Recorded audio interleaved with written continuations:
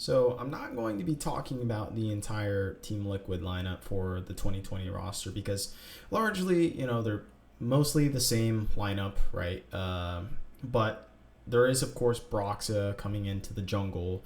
But I will discuss some of the, I guess, characteristics of the players. But so in this lineup, we have Impact, Broxa, of course, coming in as the new guy, Jensen, Doublelift, and Core JJ. Now, I want to start off with Impact because I think he has proven a lot to at least the plebs that he's a really good top laner and he's flexible enough to play carries. I mean, we saw him play carries multiple different instances throughout the 2019 year. And so he's kind of proven to a lot of people that he can actually carry from the top lane if need be. But that seems to be kind of a last resort function within the Team Liquid roster because, of course, you have big names like Doublelift or Jensen that could carry the team. So it's not like he necessarily needs to carry at any point in time within this roster.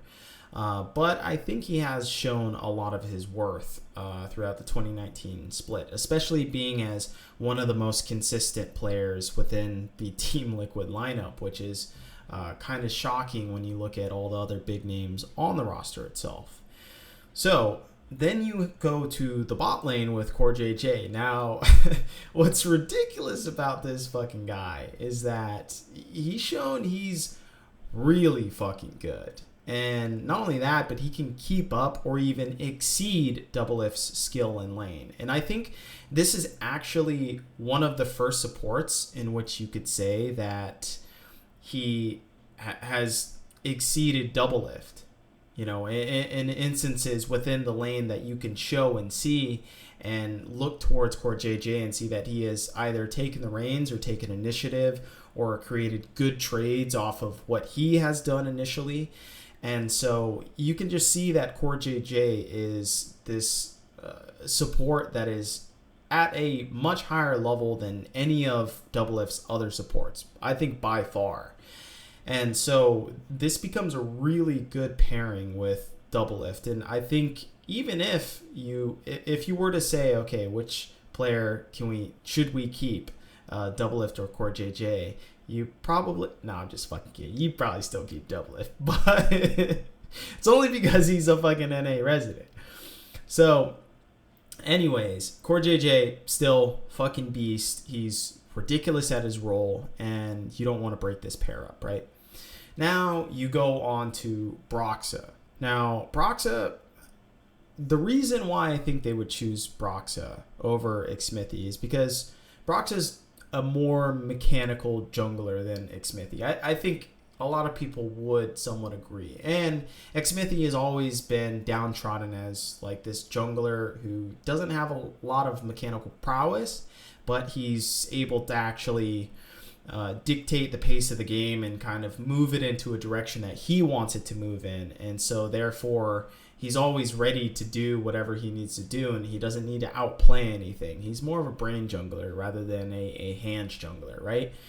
And one of the big pluses of Xmithy was that he has an ability to track the enemy jungler. And that's one thing that I'm worried about when it comes to Broxa, is that Xmithy is probably the best jungler in the entire LCS when it comes to tracking the enemy jungler. And you can tell this because every single time that there's a gank, he's there for a fucking counter gank. He's there. He automatically knows where the enemy jungler is going to go no matter what. So he's able to make his plays off of that fact of information.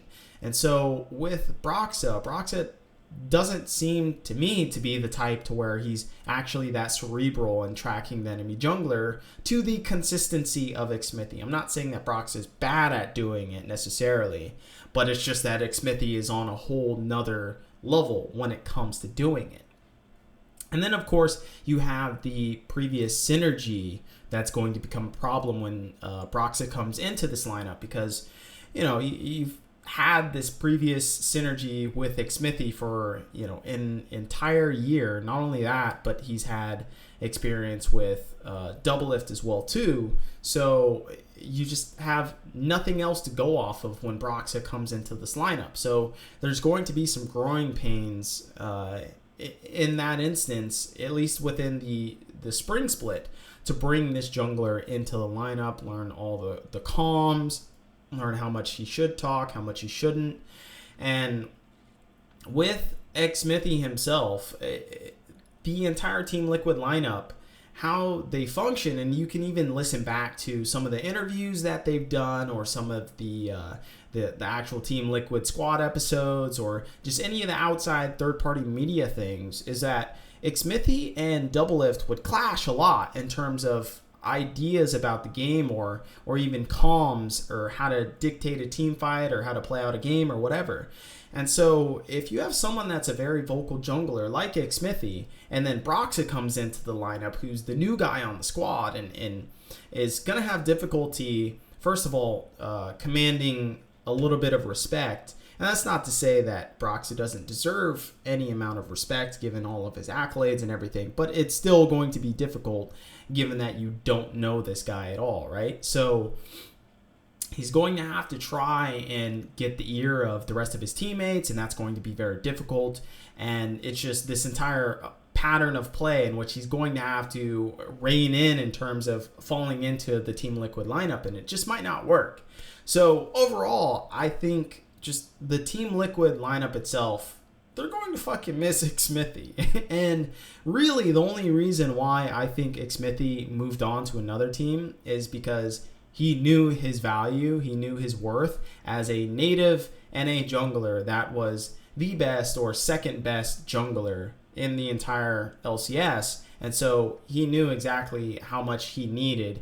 And if you're paying a really high rate for both Doublelift and Jensen, and then not to mention Impact and Core JJ, like, you can't pay, close to $1 million for all of these guys. It just can't happen. That means you're paying $5 million for your entire squad.